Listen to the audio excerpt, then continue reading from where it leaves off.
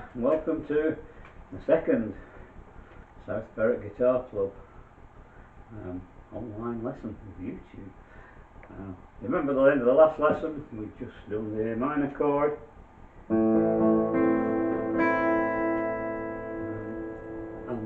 that was basically the end of the lesson. It was a very short lesson, and today is going to be different than we did in class. It's going to be all about chords. So we've got the A minor chord.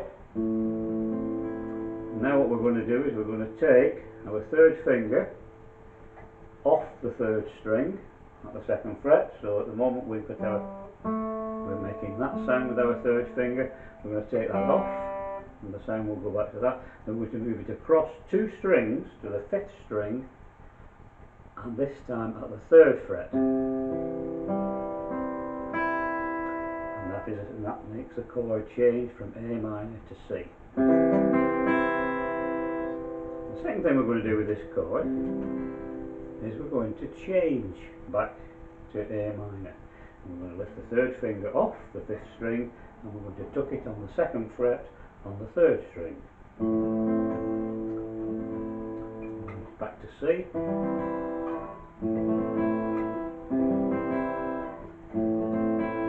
Practice that till you get it right, and then you can do two changes. And then the next chord we're going to go through is the G chord. And for the G chord, if you're in the C chord, you simply lift those two fingers off and move them across the fifth and sixth string, and then you drop your little finger back onto that string. That's a G chord. It's played across all six strings. And to move back to the C chord, you move the second and third fingers back onto the fourth and fifth strings, lift the little finger off and put the first finger on the second string on the first fret, and back to our C chord. Now we've got those three chords which we did in class. We then have to go through an exercise which you're going to have to repeat basically for all the chords that we're going to go through, the 9 chords we're going to go through today. So we start with A minor, we change that to C, then A minor to G,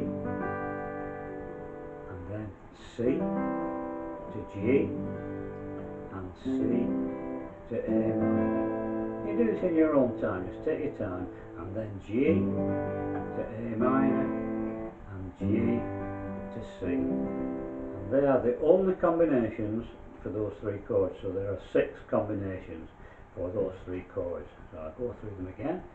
A minor to C, A minor to G, C to G, C to A minor, G to A minor, G to C. You can do all those. You can play any song that uses the chords A minor, G and C. If you look at your chord sheet, you can see which strings to play. The strings with a cross on are not played. So we'll move on.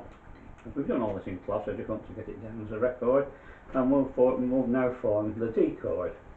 The D chord, first finger, third string, second fret. Second finger, first string, second fret, third finger, second string, third fret. And it's played just across 4 strings.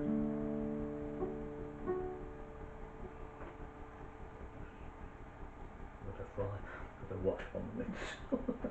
Okay, so that's the D chord. And that's just played across the 4 strings. And again, exactly the same.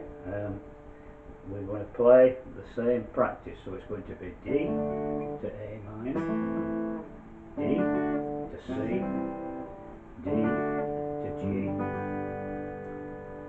Okay?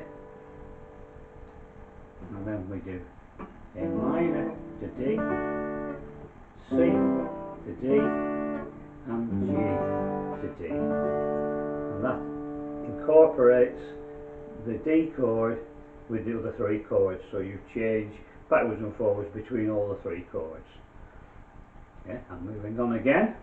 We're now going to play probably the easiest chord that you'll ever learn, and this involves just the second and third fingers, and we go to the fifth string and we put our second finger behind the second fret, and next to it on the fourth string behind the second fret we put our third finger. And that's the E minor chord, and it's played across all 6 strings.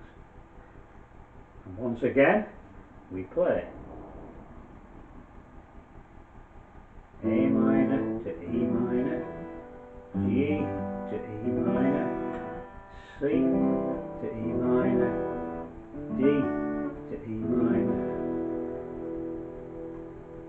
and then in reverse, E minor to A minor, E minor to G, E minor to C, E minor to D. So you've played.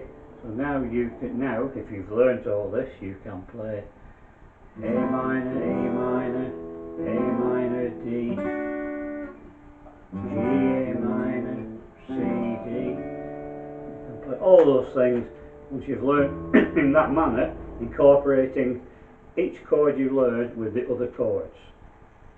Okay. Now we come to the next chord on the sheet, which is the F chord, and this is slightly different. The F chord introduces a concept of playing 2 strings using 1 finger. If you look at the F chord, the first 2 strings, the high strings, are played at the first fret.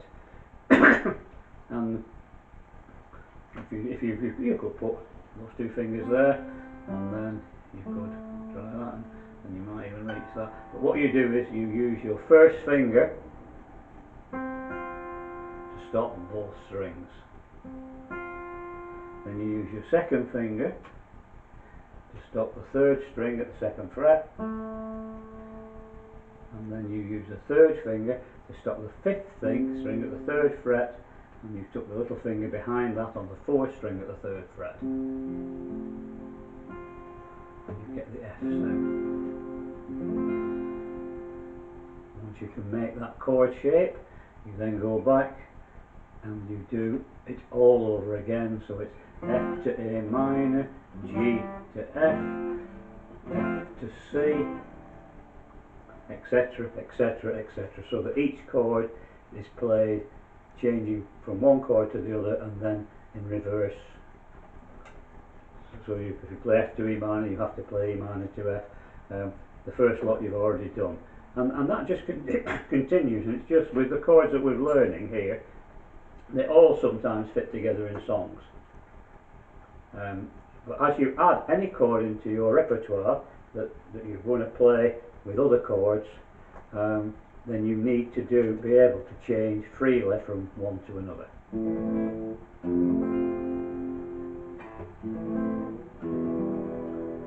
And when you come to look at a piece of music, and we're just talking about chords written down, very often the chord shapes are written as well as the name of the chord.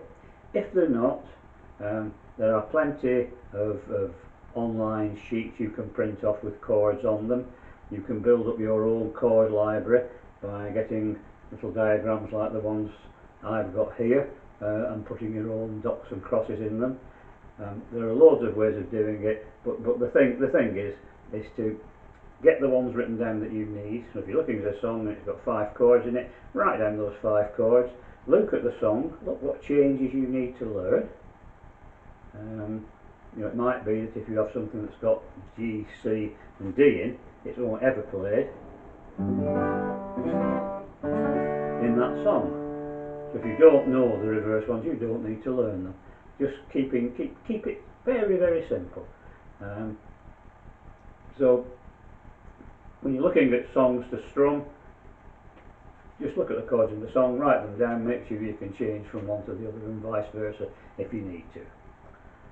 Okay, so the other 3 chords at the end of that group are the D7, I'll just run through them quickly. D7, which is 1st finger, 2nd string, 1st fret, 2nd finger, 2nd fret, third string, third finger, second fret, first string. And again, it's just the 4 strings.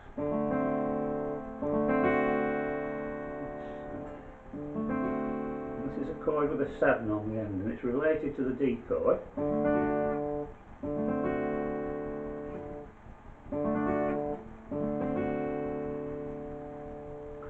Okay, think about the sound.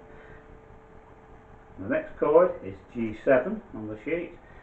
Again, that's first finger, first string, first fret, second finger, 5th string, second fret, third finger, 6th string, third fret. And that's G7, and you've got G, and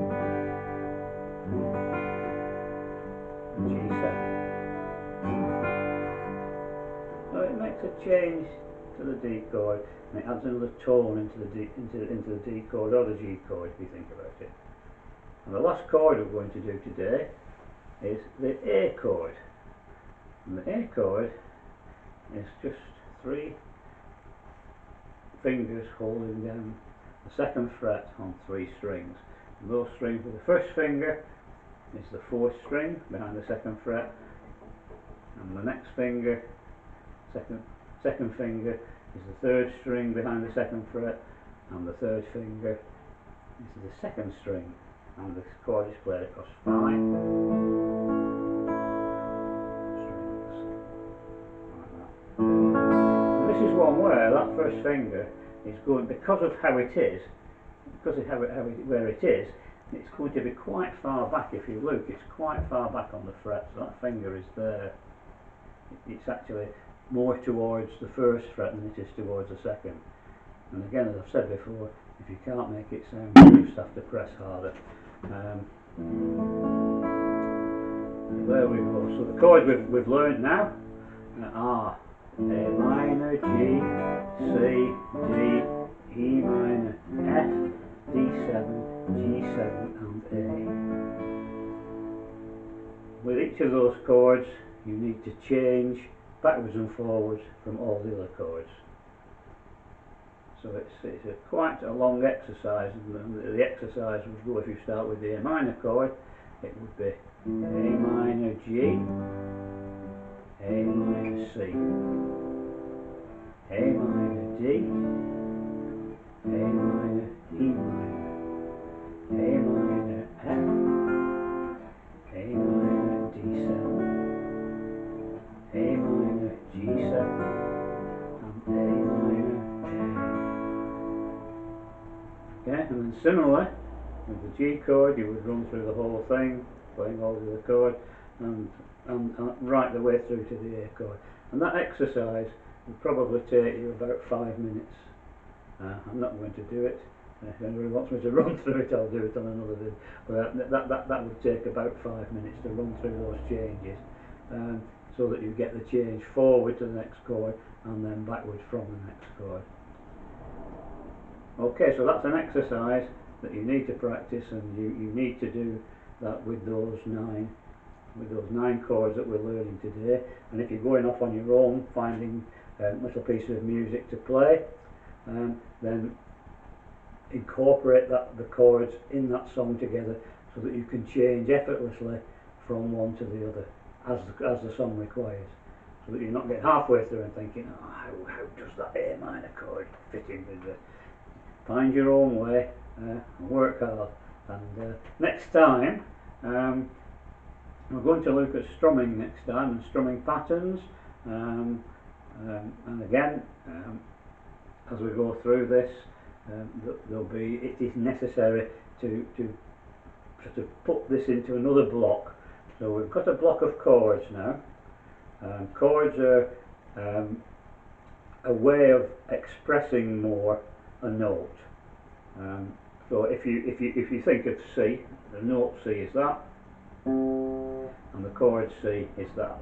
So it gives some body and fullness and character to the note, rather than just playing single notes, which is really only useful for melody approach. Okay, so learn the chords, learn how to change between the chords, and we'll stay with those 9, or if you're going off on your own, please do go off on your own and find the old songs that you like. You can find almost anything on the internet, and you can find the chords, chord shapes are not hard. I will put something, I'll get a copy of one of the ones I've got, and ask Louise to email it out to you as a reference, just after finding the best one. And see you next time. Thank you very much.